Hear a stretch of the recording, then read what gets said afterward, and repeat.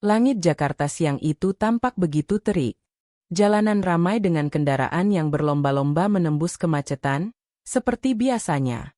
Di sebuah kawasan perbelanjaan mewah di pusat kota, deretan mobil-mobil mewah berjejer rapi. Di antara para pekerja di tempat itu, seorang pria muda dengan wajah tegas dan senyum ramah sedang sibuk mengatur kendaraan yang keluar masuk. Namanya Raka, seorang tukang parkir yang dikenal ramah dan cekatan oleh para pengunjung. Di sisi lain kota, dari sebuah showroom mobil mewah milik pengusaha ternama, Dara Aulia Wijaya, seorang gadis muda nan cantik sedang bersiap keluar. Dara adalah putri sematawayang dari Pak Hendra Wijaya, pemilik jaringan showroom mobil terbesar di kota itu. Berparas ayu, rambut panjang terurai rapi, dan selalu tampil elegan. Meski hidup dalam kemewahan, Dara tidak sombong. Ia lebih suka menyetir mobil sendiri, berkeliling kota, menikmati waktu luangnya jauh dari bayang-bayang sang ayah yang selalu sibuk dengan urusan bisnis. Hari itu, Dara memutuskan pergi ke pusat perbelanjaan sendirian. Ia ingin mencari hadiah ulang tahun untuk sahabatnya. Mobil sport putih miliknya meluncur tenang menuju tempat parkir. Sesampainya di sana, ia membuka kaca jendela dan memberi isyarat pada petugas parkir. "Mas, bisa bantu cariin tempat kosong?" tanya Dara sambil tersenyum. Raka, yang sedang berdiri tak jauh dari mobil Dara, langsung menghampiri. Pandangan matanya sempat terpaku beberapa detik melihat kecantikan perempuan di depannya. Iya, Mbak. Sebentar saya carikan," ucap Raka dengan nada sedikit gugup, namun tetap sopan. Dengan sigap, Raka memberi aba-aba dan mengarahkan Dara ke salah satu slot parkir VIP yang kosong. Dara pun memarkir mobilnya dengan mudah, lalu keluar sambil merapikan rambutnya yang tersibak angin. Raka masih berdiri di dekat mobil, matanya mengikuti Dara. "Terima kasih ya, Mas," ucap Dara. "Sama-sama, Mbak. Hati-hati, banyak copet di area sini," kata Raka sambil sedikit tersenyum. Dara tertawa kecil. "Aku nggak bawa tas kok, cuma dompet kecil. Tapi makasih infonya." Setelah itu, Dara melangkah masuk ke dalam pusat perbelanjaan. Raka kembali ke posisinya, namun pandangan matanya sesekali masih tertuju ke arah Dara yang menghilang di balik pintu otomatis mall. Waktu berlalu. Dara selesai belanja dan membawa tas kertas berisi hadiah. Saat sedang berjalan keluar, ia menyempatkan diri membuka ponsel untuk mengecek pesan. Karena terlalu fokus ke layar, ia tidak menyadari dua orang pria mencurigakan yang mengawasinya dari kejauhan. Dua orang itu, pencopet yang sering beraksi di daerah tersebut, saling memberi kode. Dengan cepat, salah satu dari mereka menyambar tas Dara dan langsung lari. Dara menjerit kaget. Itu tasku!" teriaknya. Orang-orang sekitar sempat terkejut, namun tak ada yang cukup cepat untuk mengejar. Dara mulai berlari mengejar pelaku, meski langkahnya tak bisa menyaingi kecepatan si pencopet. Di saat itu, Raka yang mendengar keributan langsung melihat ke arah sumber suara. Saat ia melihat Dara berlari mengejar seseorang, instingnya langsung terpicu. Tanpa pikir panjang, Raka berlari mengejar pelaku dengan kecepatan luar biasa. Badannya yang luas dan biasa berlari di sela-sela mobil membuatnya mampu menyalip orang-orang di sekitarnya. "Berhenti lo!" teriak Raka. Pencopet itu menoleh panik. Ia mencoba berbelok ke lorong sempit, namun Raka lebih sigap. Dengan sekali lompat, Raka menjatuhkan si pelaku dan berhasil merebut kembali tas Dara. Polisi keamanan mall akhirnya datang dan membawa kedua pencopet itu pergi. Dara, yang napasnya sudah tak beraturan karena berlari, mendekat. Raka berdiri, sedikit ngos-ngosan, sambil menyerahkan tas kertas milik Dara. "Ini, Mbak aman," katanya sambil tersenyum. Dara mengambil tas itu, matanya berkaca-kaca. "Mas, terima kasih banyak. Aku nggak tahu harus bilang apa. Kalau nggak ada kamu, mungkin aku udah kehilangan semuanya." Raka mengusap peluh di dahinya. "Sudah tugas saya membantu. Lagi pula saya nggak tega lihat Mbak Dara dikejar copet." Dara sedikit terkejut. "Loh, kamu tahu nama aku?" Raka sedikit tertawa. "Siapa yang nggak tahu? Kamu kan anaknya Pak Hendra Wijaya. Mobil mewah kamu sering parkir di sini." Dara ikut tertawa. Ternyata aku cukup terkenal ya? Lumayan, jawab Raka sambil tersenyum. Sejak saat itu, ada sesuatu yang berbeda di hati Dara. Ia merasa tersentuh oleh keberanian dan ketulusan Raka. Tak seperti pria-pria lain yang mendekatinya karena status atau kecantikannya, Raka menolong tanpa pamrih. Tanpa sadar, pandangan Dara ke arah Raka terasa lebih lama dari biasanya. Beberapa hari kemudian, Dara kembali lagi ke pusat perbelanjaan yang sama. Namun kali ini, ia hanya membawa sebuah kopi dan 2 roti. Ia mencari-cari Raka, yang sedang sibuk membantu mobil-mobil yang hendak parkir. Ketika melihat Dara datang menghampiri, Raka tampak agak kaget. Mbak Dara? Ada yang bisa saya bantu? Dara tersenyum sambil menyerahkan kopi dan roti. Ini buat kamu. Sebagai ucapan terima kasih kemarin. Menerima ya? Raka sempat ragu, namun akhirnya mengambilnya. Wah, makasih banyak, Mbak. Nggak perlu repot-repot. Namaku Dara. Jangan panggil Mbak terus. Kamu? Raka, jawab pria itu sambil menunduk sopan. Raka, Dara mengulang pelan. Aku suka nama itu. Kuat dan hangat. Raka tersenyum, tapi wajahnya agak memerah. Hari-hari berikutnya, Dara jadi lebih sering ke mall tersebut. Kadang pura-pura belanja, kadang hanya duduk di kafe sambil memperhatikan dari kejauhan. Mereka mulai sering mengobrol saat Raka sedang istirahat. Mereka tertawa bersama, saling bertukar cerita tentang hidup masing-masing. Dara bercerita tentang kesepiannya di rumah besar, tentang tekanan menjadi anak seorang pengusaha besar. Sedangkan Raka bercerita tentang perjuangannya hidup mandiri sejak remaja, bekerja keras untuk menyekolahkan adik perempuannya. Perlahan, benih cinta mulai tumbuh. Meski datang dari dunia yang berbeda, mereka menemukan kenyamanan satu sama lain. Namun, keduanya belum sepenuhnya berani menyuarakan perasaan yang mulai tumbuh di hati masing-masing. Di akhir bab ini, saat matahari mulai tenggelam dan pengunjung mal mulai berkurang, Raka mengantar Dara ke mobilnya. Dara, kata Raka dengan suara sedikit gemetar. Terima kasih, kamu bikin hari-hariku lebih hangat. Dara menatapnya dalam diam. Raka, kamu juga. Aku nggak pernah nyangka, bisa senyaman ini ngobrol sama tukang parkir. Mereka tertawa bersama, namun ada getar halus dalam hati masing-masing yang mulai menyadari. Ini bukan hanya rasa kagum. Ini adalah awal dari sebuah kisah cinta. Dan mereka belum tahu bahwa kisah cinta itu akan menghadapi banyak ujian yang akan datang. Beberapa minggu berlalu, Dara akhirnya mendapat kembali ponselnya. Hal pertama yang ia lakukan adalah mencari Raka. Namun saat ia ke mall, Raka tak ada. Ia bertanya pada rekan-rekan Raka. Mas Raka? Dia udah berhenti, Mbak. Katanya mau kerja di tempat baru. Di mana? Tanya Dara panik. Gak tahu, Mbak. Tapi katanya mau coba usaha kecil-kecilan sama temannya. Dara berdiri diam. Dunia seperti runtuh di kepalanya. Namun di dalam hatinya, ada suara yang berkata, cinta yang sejati tak akan hilang. Ia hanya menunggu waktu. Dan Dara bersumpah, jika ia bertemu kembali dengan Raka, ia tidak akan melepaskan lagi. Setelah kepergian Dara dari hidupnya secara mendadak, Raka seperti kehilangan arah. Pagi yang biasanya ia nantikan karena bisa melihat Dara dari kejauhan kini hanya menyisakan suara klakson dan deru mesin mobil yang hampa. Parkiran itu tak lagi sama. Ia mencoba bertahan beberapa hari.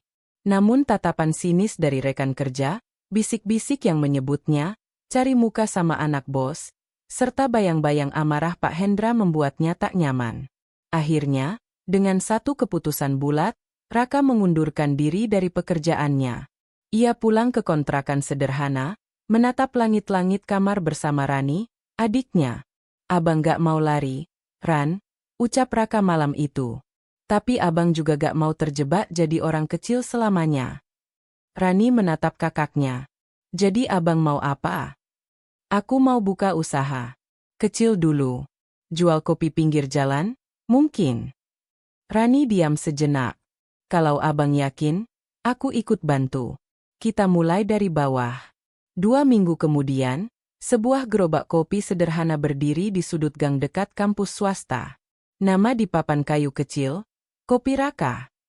Menunya tak banyak, kopi hitam, kopi susu, dan teh manis. Tapi Raka menawarkannya dengan senyum, keramahan, dan secangkir semangat. Setiap pagi ia bangun pukul 5, menyeduh kopi, menyusun gelas plastik, dan membuka lapak. Ia tak punya banyak modal, tapi ia punya tekad, dan bayangan wajah Dara yang selalu hadir dalam pikirannya. Setiap pelanggan yang datang, ia layani sebaik mungkin. Mahasiswa, tukang ojek, bahkan satpam kampus mulai akrab dengannya. Bisnis kecil itu mulai hidup. Meski kecil, Kopi Raka membawa harapan besar, agar suatu hari ia bisa berdiri sejajar dengan Dara. Bukan sebagai tukang parkir, tapi sebagai laki-laki yang punya arah hidup. Sementara itu, Dara berada dalam ruang yang jauh berbeda. Kamar mewah, namun terasa seperti penjara. Setelah insiden pertemuannya dengan Raka, ayahnya menjadi lebih ketat. Ia tidak boleh keluar tanpa sopir, tidak boleh membawa ponsel sendiri, dan bahkan tidak boleh menggunakan media sosial. "Papa lakukan ini karena sayang kamu, Dara," kata Pak Hendra suatu malam. "Kamu tidak tahu siapa itu Raka. Dia cuma anak jalanan yang bisa saja manfaatin kamu." Dara menatap ayahnya. "Papa gak pernah tanya aku bahagia atau tidak. Selama ini aku nurut, Pak. Tapi kali ini, tolong izinkan aku memilih." Pak Hendra menggeleng.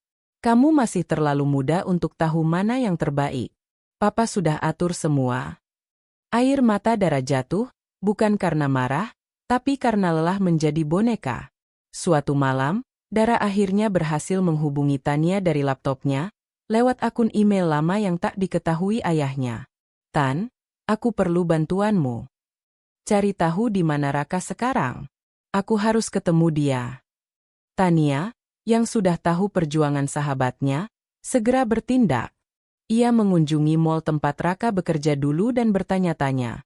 Setelah beberapa hari, salah satu mantan petugas parkir memberi info. Katanya dia buka usaha kopi kecil, dekat kampus Cendana. Tania segera menyampaikan kabar itu. Dan Dara, dengan nekat, menyusun rencana kabur dari rumah. Hanya 1 hari, untuk bertemu dan bicara dengan Raka. Minggu pagi, Dara mengenakan hoodie abu-abu dan celana jeans sederhana. Ia keluar dari rumah melalui pintu belakang, menumpang ojek online yang sudah diatur Tania. Perjalanan itu terasa lama dan degup jantungnya tak berhenti. Setelah 30 menit, motor berhenti di pinggir jalan. Di depan gerobak kopi kecil bertuliskan, "Kopi Raka." Dara turun perlahan. Dan di sana, Raka sedang menyeduh kopi, tertawa bersama pelanggan. Ia menoleh, dan matanya membeku. "Dara?" Dara tersenyum kecil. "Halo, Raka." Semua pelanggan seolah menghilang dari pandangan Raka. Hanya ada Dara di hadapannya. Raka melangkah pelan, tak percaya. "Kamu di sini. Aku nyari kamu."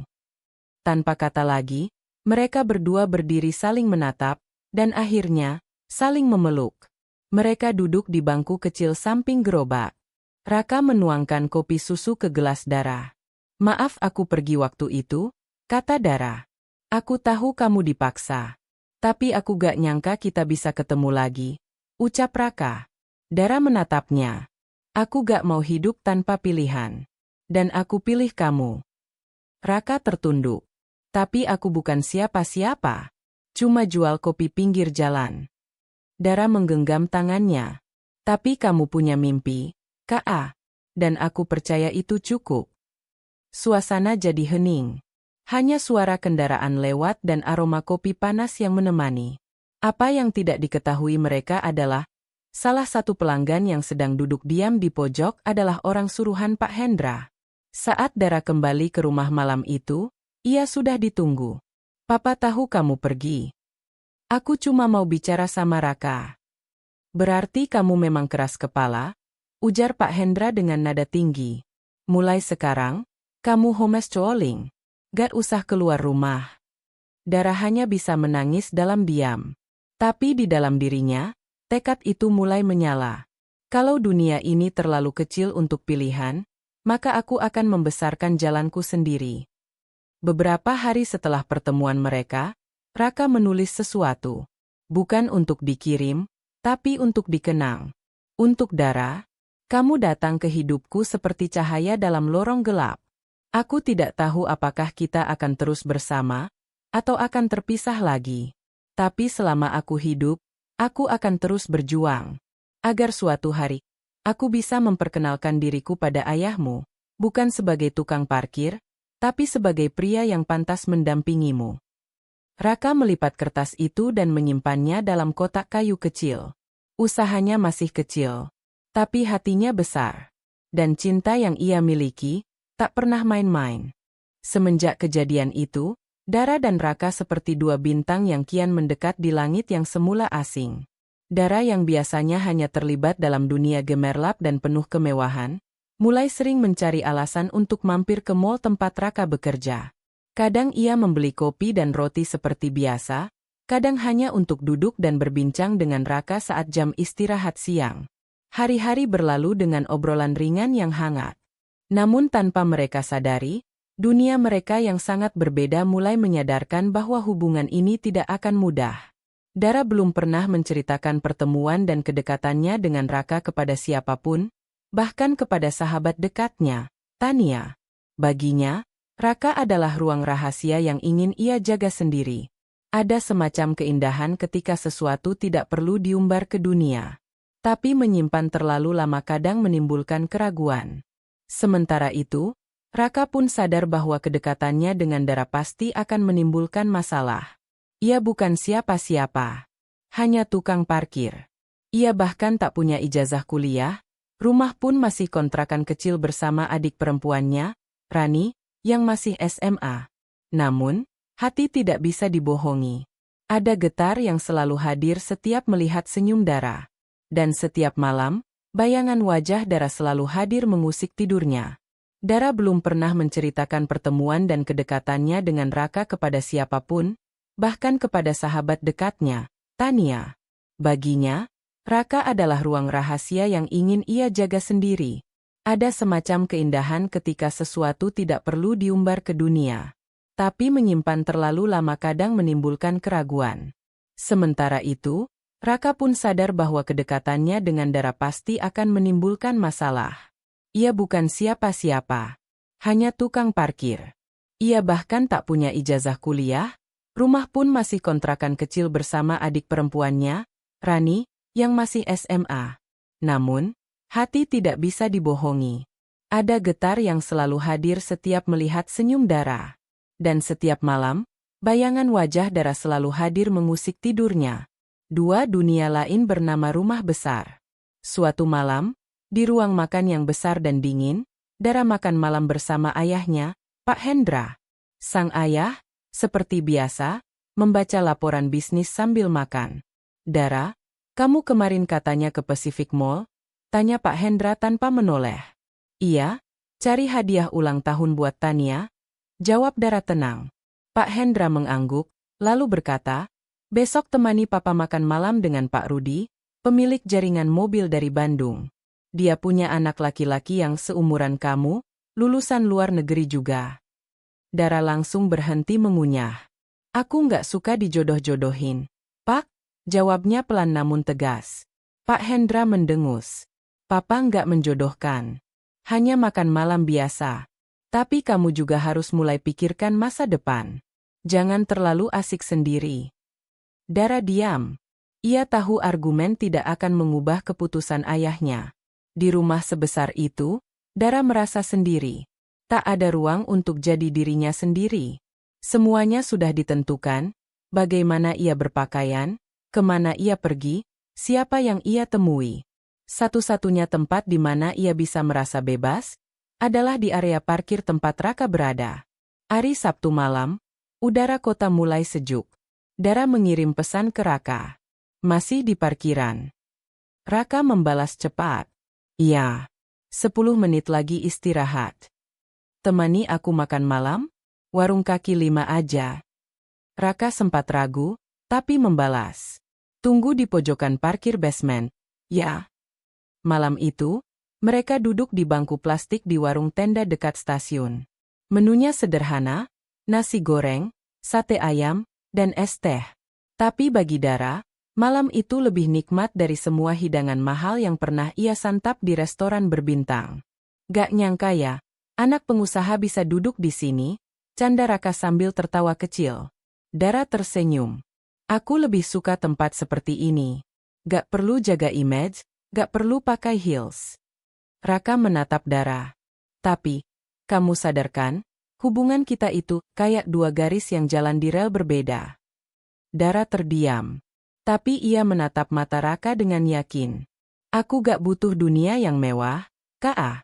Aku cuma butuh orang yang jujur dan bikin aku merasa nyaman. Dan kamu itu. Raka menunduk. Kata-kata itu seperti peluru yang menembus pertahanan dirinya. Namun ia juga sadar, cinta saja tak cukup. Dunia luar tak semudah itu menerima mereka. Minggu siang, Dara sedang duduk di kafe bersama Tania.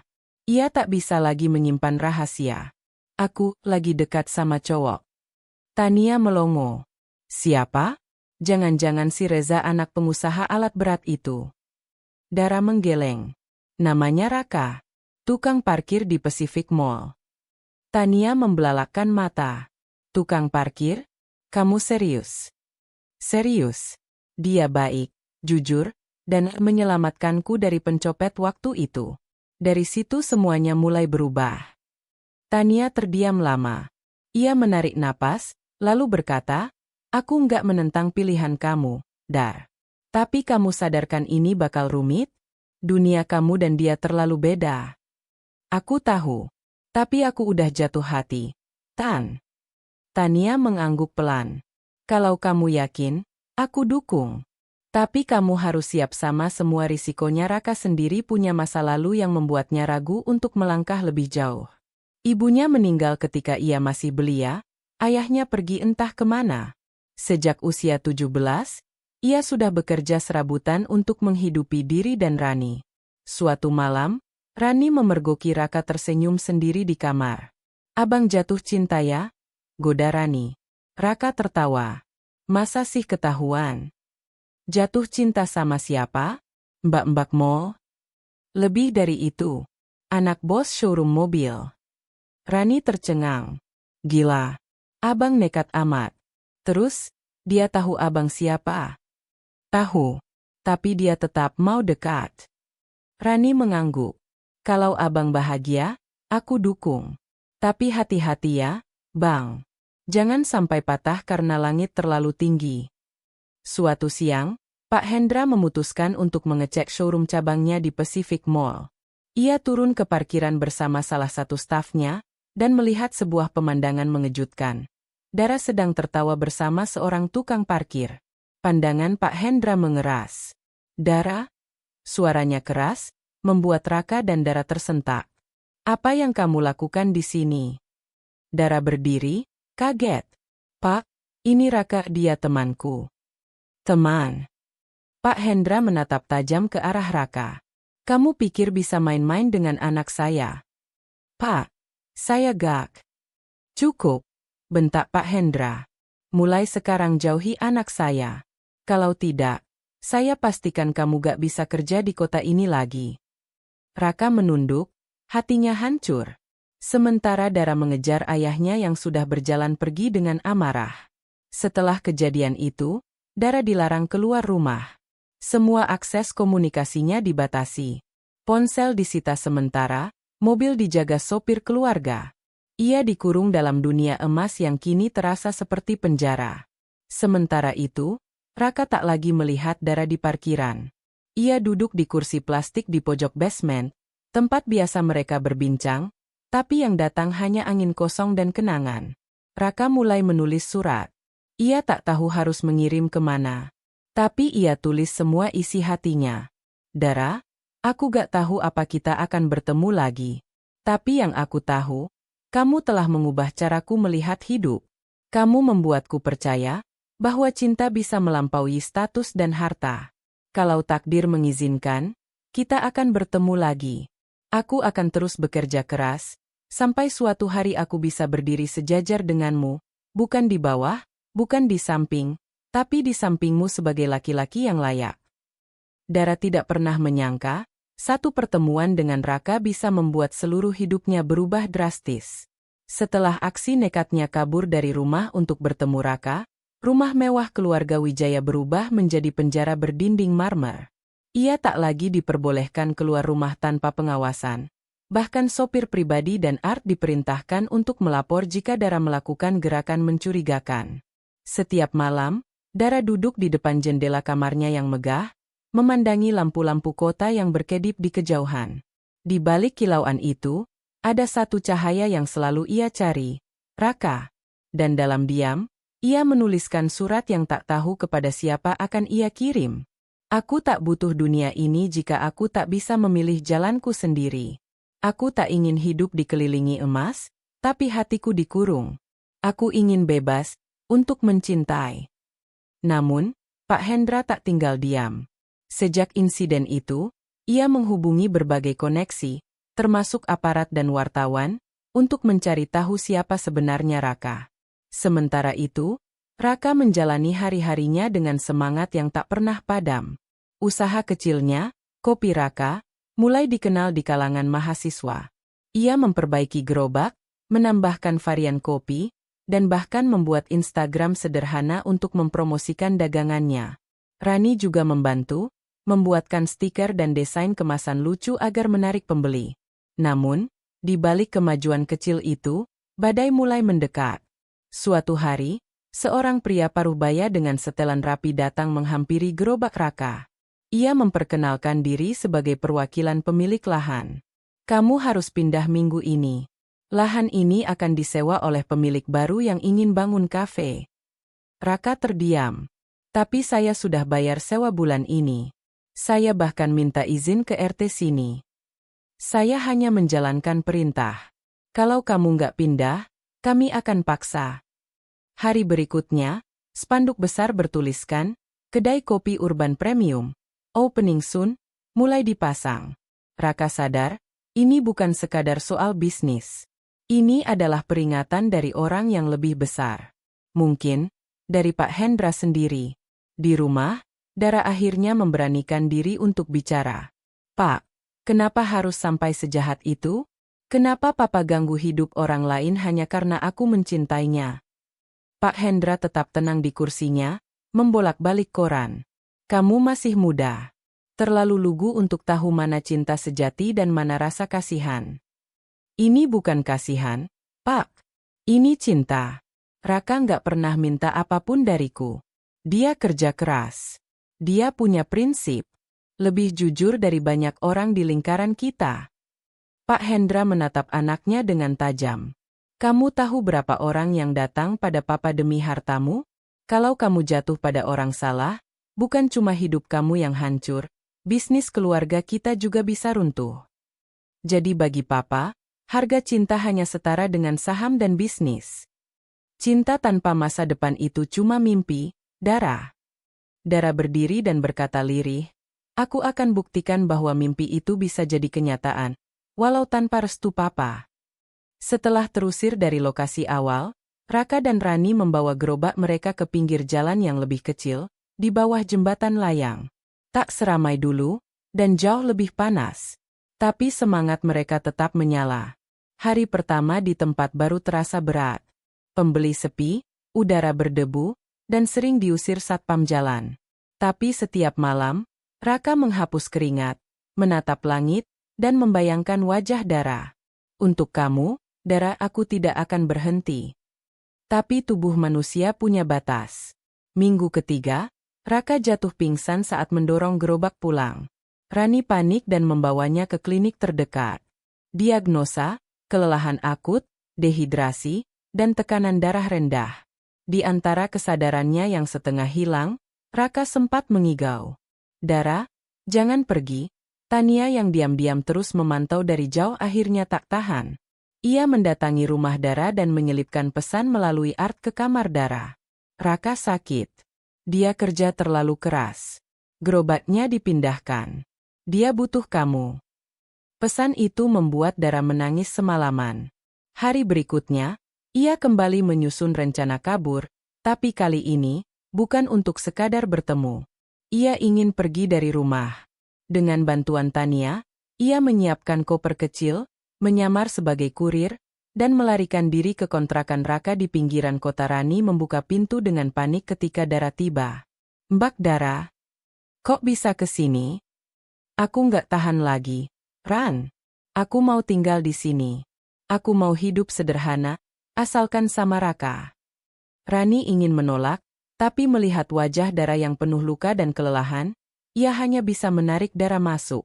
Raka yang sedang tidur di dalam bangun perlahan.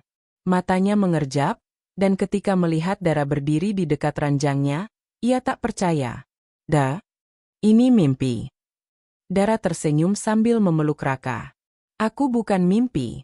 Aku pulang." Kehadiran Dara membuat hidup di kontrakan kecil itu jadi hangat. Ia membantu jualan, membersihkan rumah, dan bahkan merancang strategi promosi baru untuk kopi Raka, agar dikenal lebih luas. Namun kabar kepergian Dara akhirnya sampai ke telinga Pak Hendra. Dengan marah, ia mengirim orang untuk menjemput Dara secara paksa. Tapi Dara menolak, bahkan berteriak di depan umum. "Aku bukan anak kecil. Aku mencintai Raka dan aku akan hidup dengannya." Media sosial mulai ramai. Berita tentang putri pengusaha mobil tinggalkan rumah demi tukang kopi menyebar di mana-mana. Nama Raka disebut-sebut. Wartawan mulai berdatangan. Beberapa memotret, beberapa mewawancarai dengan penuh sinis. Tekanan demi tekanan datang. Raka mulai kehilangan pelanggan karena dianggap kontroversial. Orang-orang membicarakan mereka seperti sinetron berjalan. Raka mulai merasa bersalah. Suatu malam, Raka duduk bersama Dara di bangku kayu di belakang kontrakan. "Aku takut, Dar," katanya pelan. "Aku juga. Tapi kita sudah terlalu jauh untuk mundur," jawab Dara. "Aku gak mau kamu kehilangan semuanya karena aku. Aku cuma lelaki biasa." Dara menggenggam tangannya. "Kamu luar biasa, Raka. Bukan karena uangmu, tapi karena hatimu." Raka menunduk. "Kalau cinta ini harus bayar mahal, apa kamu siap?" Dara menatapnya dalam-dalam. "Asal bersamamu, aku siap jadi siapapun bahkan jika harus kehilangan nama keluargaku." Hening. Malam menyelimuti mereka dengan dingin.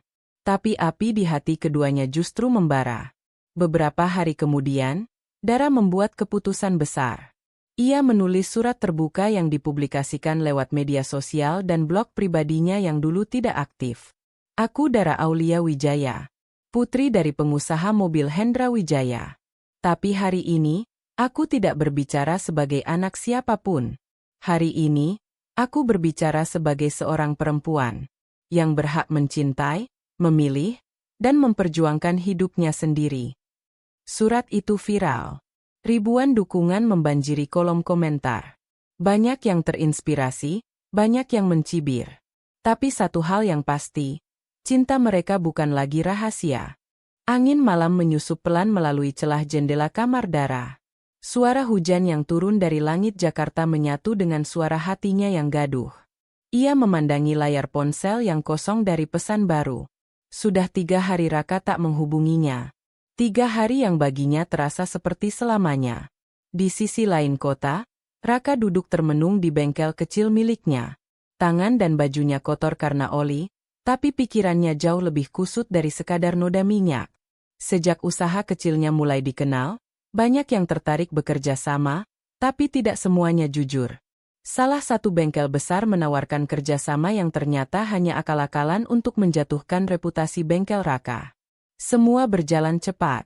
Kliennya satu persatu mulai menarik diri setelah membaca berita bohong yang disebar oleh pesaing. Dituduh memalsukan onderdil, Raka harus berjuang membersihkan namanya.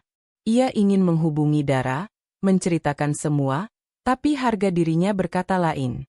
Ia tak ingin Dara melihatnya lemah. Sementara itu, Dara pun berjuang di rumah. Ayahnya, Pak Wiryawan, akhirnya mengetahui kedekatannya dengan Raka.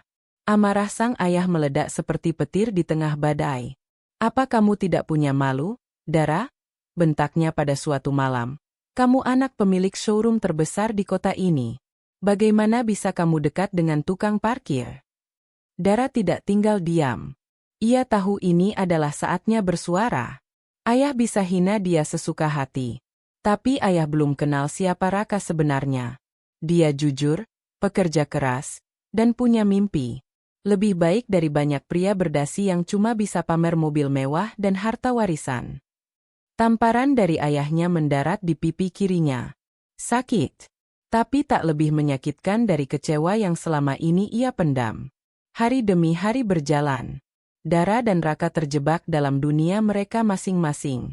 Jarak mulai tumbuh. Bukan karena cinta yang memudar, tapi karena luka yang belum sembuh. Namun, semesta seperti tak rela memisahkan dua hati yang terpaut tulus. Pada suatu sore, saat hujan masih mengguyur pelan, Dara berjalan cepat menuju bengkel kecil di sudut gang yang pernah dikenalnya. Rambutnya basah, wajahnya letih, tapi matanya masih menyimpan harap. Ia berhenti tepat di depan pintu bengkel yang separuh tertutup. Di dalam, Raka tengah memperbaiki motor tua milik pelanggan. Dara masuk tanpa suara, tapi langkahnya cukup membuat Raka menoleh. Wajah mereka saling bertemu. Sejenak, waktu terasa berhenti. Dara? Bisik Raka, suaranya serak. Aku rindu, jawab Dara pelan. Setetes air mata jatuh bersamaan dengan tetes hujan di luar. Raka mendekat, meletakkan kunci Inggris di atas meja. Tangannya kotor, tapi ia tak peduli. Ia menyentuh pipi Dara yang lembab, entah karena hujan atau tangis. Aku nggak mau kamu lihat aku dalam keadaan seperti ini, ucapnya. Aku justru datang karena aku tahu kamu butuh aku, balas Dara. Malam itu, mereka berbicara tanpa banyak kata. Hanya tatapan, genggaman, dan keheningan yang penuh pengertian. Namun, kebersamaan itu tak bertahan lama.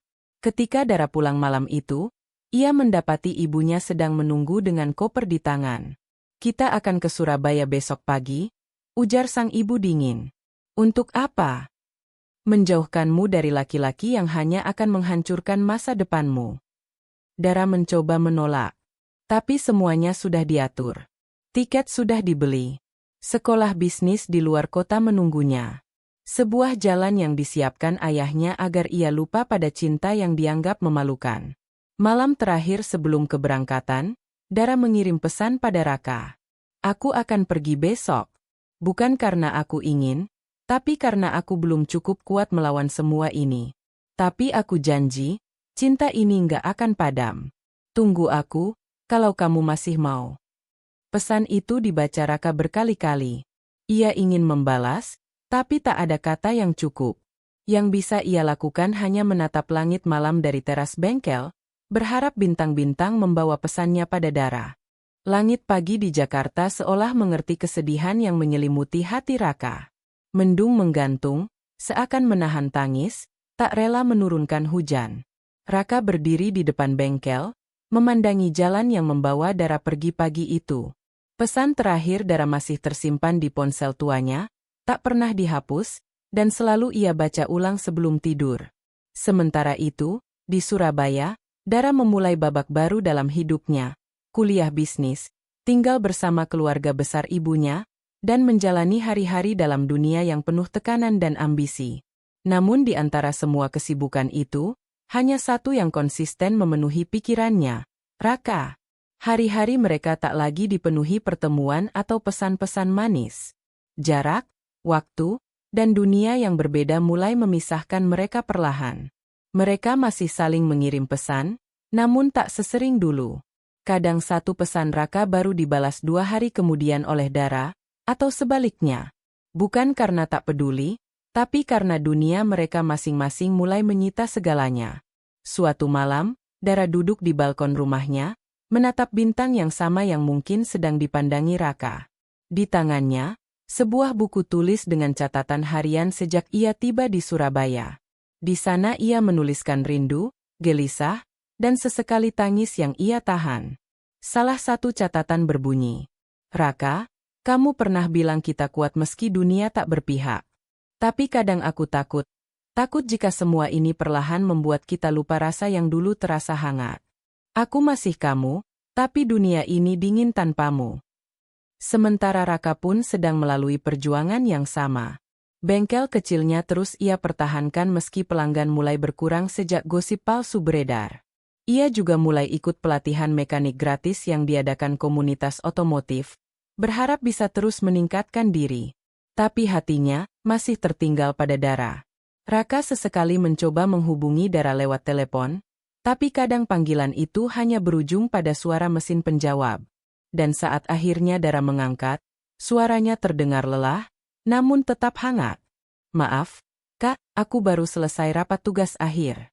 Minggu depan ada seminar nasional, aku harus presentasi." "Gak apa-apa," jawab Raka, walau hatinya ingin berkata, "Aku kangen." Dara pun tahu, rasa di hatinya tak pernah berkurang. Tapi tekanan di rumah terus meningkat. Ibunya mulai mengenalkan beberapa anak rekan bisnis untuk berteman. Dara menolak dengan halus, tapi mereka terus datang. Bunga-bunga dikirim ke kampus, hadiah-hadiah dititipkan ke resepsionis rumah. Semua itu semakin menghimpit dadanya. Suatu hari, Dara menerima undangan gala dinner dari perusahaan ayahnya. Undangan itu bersifat wajib. Ia harus tampil sebagai wakil generasi muda penerus usaha keluarga. Gaun merah elegan, riasan wajah sempurna, dan senyum yang dipaksakan jadi bagian dari malam itu. Tapi yang membuat hatinya benar-benar runtuh adalah ketika ia bertemu Aditya, anak rekan bisnis ayahnya, yang juga hadir malam itu. Ia ramah, pintar bicara, dan tampak sempurna di mata semua orang. Tapi bagi Dara, tak satu pun senyum Aditya bisa menggantikan kehangatan genggaman tangan Raka. Sepulang dari gala dinner itu, Dara menelepon Raka. Suaranya bergetar menahan tangis. "Aku benci semua ini. Kak, aku benci dunia yang memaksa kita begini." Raka diam, lalu menjawab lembut. "Aku tahu rasanya, Dar. Tapi kita harus tetap jalanin. Aku belum menyerah. Kamu juga jangan." Malam itu, Dara hanya bisa menangis dalam diam. Ia tahu Raka masih memperjuangkan cinta mereka. Tapi entah kenapa, ada rasa takut yang semakin menguat, takut kehilangan, takut waktu membuat mereka berubah, takut luka terlalu dalam untuk sembuh. Hari-hari berikutnya, komunikasi mereka semakin renggang. Dara disibukkan oleh proyek akhir dan kegiatan kampus, sementara Raka tenggelam dalam usahanya menyelamatkan bengkel dari kebangkrutan. Satu persatu alat bengkel ia jual demi membayar sewa ruko. Ia bahkan sempat sakit selama seminggu karena kelelahan. Dara tahu semua itu. Ia mencoba mengirimkan uang lewat transfer, tapi Raka menolaknya. "Aku bukan laki-laki yang mengandalkan kekasihnya untuk hidup," tulis Raka dalam balasan singkat. Dan dari situlah kesunyian mulai mengambil alih. Raka mulai merasa kecil. Cinta yang dulu membuatnya percaya diri, kini menjadi luka yang menyayat. Ia merasa gagal menjadi pria yang bisa membanggakan Dara. Ia mulai berpikir, mungkinkah ia hanya beban? Sedangkan Dara, di tengah segala tekanan, mulai merasa sendiri. Ia mulai menulis surat yang tak pernah ia kirim. Dalam salah satu suratnya, ia menulis, "Jika suatu hari aku menyerah, bukan karena aku tak cinta, tapi karena aku lelah melawan dunia sendirian. Raka, kamu harus bahagia, meski bukan denganku." Bab ini mencapai titik paling rapuh dalam hubungan mereka. Namun, cinta sejati tak pernah padam begitu saja. Meski kabut mulai menutupi jalan mereka, di dalam hati keduanya masih menyala bara kecil, harapan. Hari-hari sepi masih terus berulang. Dara dan Raka tidak lagi berbicara selama 2 minggu. Tidak ada pesan, tidak ada telepon, hanya keheningan yang menggantung di antara mereka. Cinta yang dulu begitu hangat kini seperti lilin yang kehabisan sumbu. Dara termenung di kamarnya yang luas di Surabaya. Ia memandangi sebuah foto lama, saat ia dan Raka duduk di warung kopi pinggir jalan, tertawa tanpa beban. Matanya basah. Ia menyesal. Tapi entah kenapa, hatinya seperti lumpuh, tak tahu harus mulai dari mana lagi. Dunia seolah menuntutnya untuk melupakan, padahal hatinya menjerit ingin kembali. Di Jakarta, Raka duduk sendiri di depan bengkel yang kini hanya tinggal setengah beroperasi. Banyak alat-alat terjual, Cat tembok mulai mengelupas. Tapi ia masih duduk di sana setiap pagi. Menunggu. Bukan pelanggan. Tapi keajaiban. Dan keajaiban itu datang dari Luka. Suatu sore, Dara memberanikan diri pulang ke Jakarta, tanpa memberi kabar siapapun. Ia turun dari taksi, menyusuri jalanan yang tak pernah berubah, lalu berhenti di depan bengkel Raka. Dara melihatnya, Raka duduk dengan kepala menunduk. Wajahnya jauh lebih tirus dari terakhir kali mereka bertemu. Hatinya remuk, tapi ia menahan air mata. Dengan langkah pelan, ia mendekat. Masih suka duduk di sini rupanya, suara Dara lirih. Raka mengangkat kepala. Seketika dunia berhenti berputar. Ia berdiri, hampir tak percaya. Dara? Aku kangen, Dara berbisik sambil menahan isak. Raka memeluknya. Kuat. Tak peduli siapa yang melihat. Tak peduli dunia yang mereka lawan. Pelukan itu menyampaikan semuanya. Rindu. Luka. Harapan. Setelah sekian lama, akhirnya mereka bicara dari hati ke hati. Aku pikir kamu sudah menyerah, kata Raka. Aku hampir menyerah, jawab Dara jujur. Tapi aku sadar, menyerah itu lebih menyakitkan daripada berjuang. Raka menggenggam tangan Dara. Aku mungkin gak punya apa-apa sekarang, Dar. Tapi aku masih punya kamu, kalau kamu masih mau bertahan. Dara menatap matanya. Aku gak datang dari Surabaya buat menyerah, Kak. Aku datang untuk bilang, ayo kita mulai lagi. Dari nol. Tapi kali ini, bareng. Dan mereka pun mulai membangun dari puing-puing. Dara menolak semua perjodohan, bahkan menolak jabatan di perusahaan ayahnya. Ia memilih kerja freelance dari laptop, cukup untuk bertahan. Raka, yang hampir menyerah pada bengkel, mendapat bantuan dari komunitas mekanik yang pernah ia bantu dulu. Mereka menyumbang alat dan jaringan pelanggan. Bersama, mereka menyusun rencana kecil. Dara membantu dari sisi promosi dan branding. Raka fokus memperbaiki layanan dan sistem kerja. Mereka membuat nama bengkel baru, R&D Geras, singkatan dari Raka Dara. Awalnya hanya beberapa pelanggan datang karena penasaran. Tapi perlahan, testimoni positif mulai bermunculan di media sosial. Dara yang dulu hidup di lingkaran sosialita, kini tak malu membagikan kisah cinta dan kerja keras mereka di Instagramnya. Saya bukan sedang jatuh dari kasta. Saya sedang kembali ke manusia, tulisnya. Tentu, tekanan dari keluarga tak langsung hilang. Ayah Dara murka saat tahu anaknya kembali ke Jakarta tanpa izin, dan bekerja dengan tukang parkir yang ia benci. Tapi Dara tak lagi gentar. Aku anakmu. Tapi aku juga manusia yang punya hak mencintai siapa yang kupercaya. Dan aku percaya Raka, katanya suatu malam dalam panggilan video dengan sang ayah. Ayahnya hanya diam, tapi untuk pertama kali dalam hidupnya, ia tak mampu melawan keyakinan Dara. Di sisi lain, Raka juga mulai berdamai dengan rasa minder yang dulu menghantuinya. Ia mulai berdiri dengan kepala tegak, bukan karena kekayaan, tapi karena kerja keras dan cinta yang ia pertahankan. Suatu malam, di teras bengkel, mereka duduk berdua setelah hari yang panjang. Pernah gak sih kamu ngerasa kita ini terlalu gila ngelawan dunia? Tanya Dara sambil menyeruput teh hangat. Raka tertawa kecil. Sering. Tapi aku lebih gila kalau harus hidup tanpa kamu. Mereka tertawa. Bahagia tak lagi diukur dari gaun mahal atau restoran mewah. Tapi dari keberanian untuk memilih satu sama lain, meski dunia menertawakan. Namun, titik balik ini bukan akhir dari perjuangan. Bab selanjutnya akan menjadi puncak. Saat mereka harus menghadapi pilihan terbesar dalam hidup, tetap di jalur cinta mereka, atau menerima kenyataan yang tak bisa dilawan. Musim hujan telah tiba. Langit Jakarta kembali sering menangis, seperti hati yang tak tahu harus tertawa atau bersedih. Di sebuah bengkel sederhana bernama R&D Geras, Dara dan Raka kini menjalani hidup baru yang mereka bangun dari puing-puing. Bengkel itu bukan hanya tempat kerja, tapi simbol cinta mereka. Dari tempat itulah mereka menghidupi mimpi. Namun ketika cinta telah melewati badai dan bertahan, bukan berarti akhir cerita akan selalu bahagia. Justru saat semua terlihat tenang, Hidup kembali melemparkan pilihan. Surat dari ayah.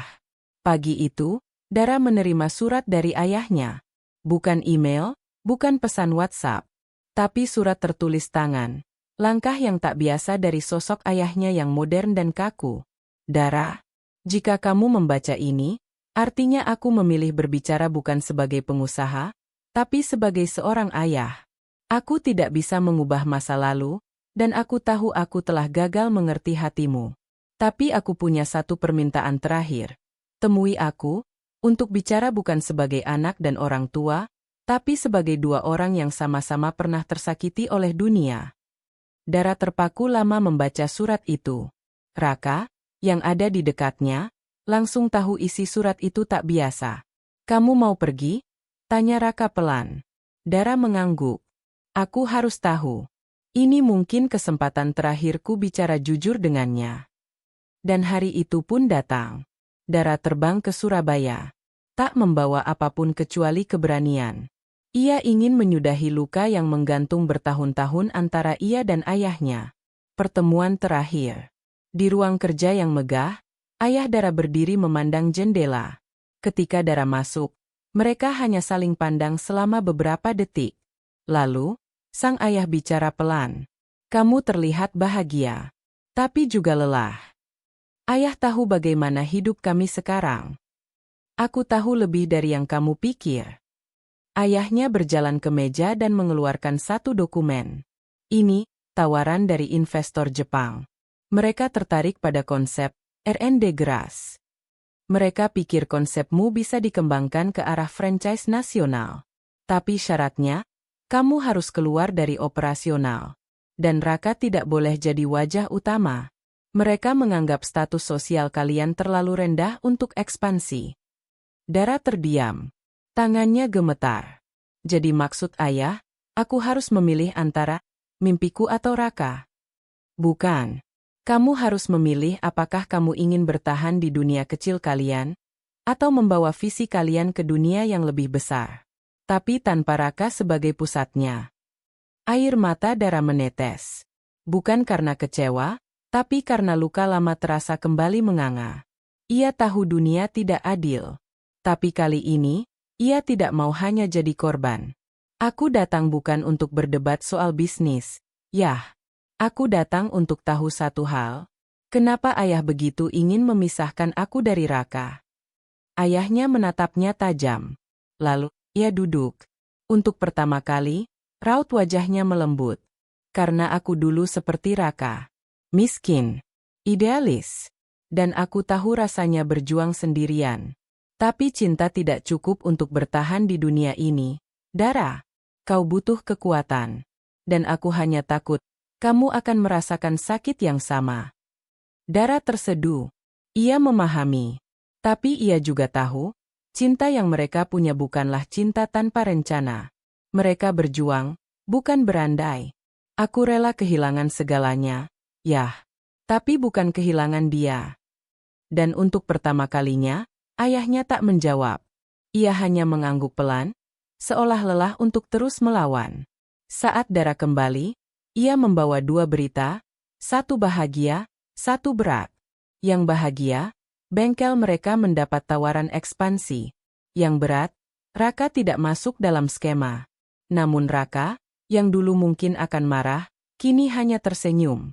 Kalau semua yang kita bangun selama ini dianggap tak cukup hanya karena aku bukan siapa-siapa, berarti bukan tempat kita untuk tumbuh di sana.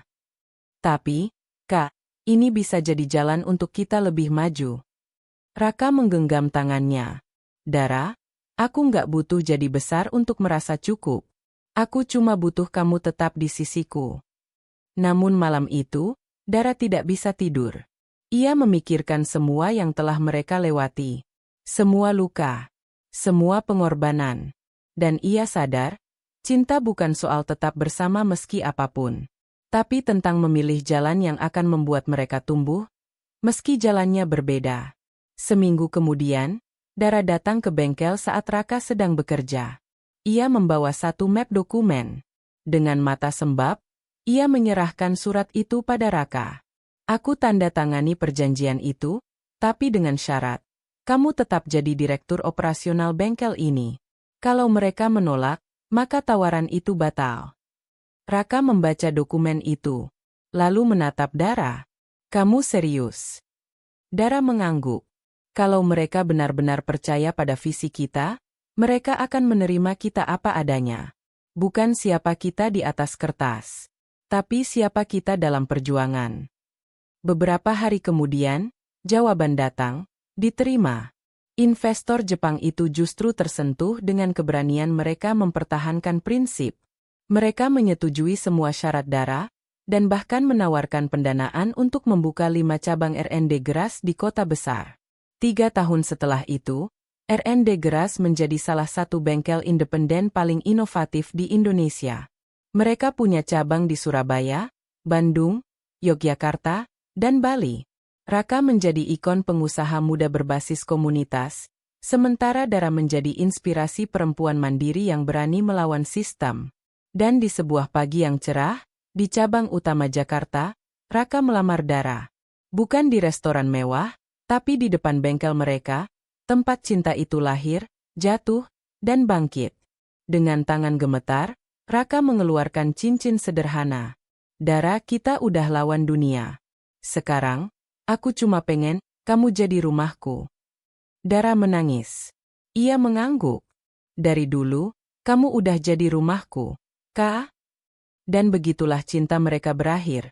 Bukan seperti dongeng yang penuh glamor, tapi seperti cerita kehidupan yang jujur, tentang luka, pilihan, dan keberanian untuk terus bersama, meski dunia tak pernah berhenti memuji. Tamat.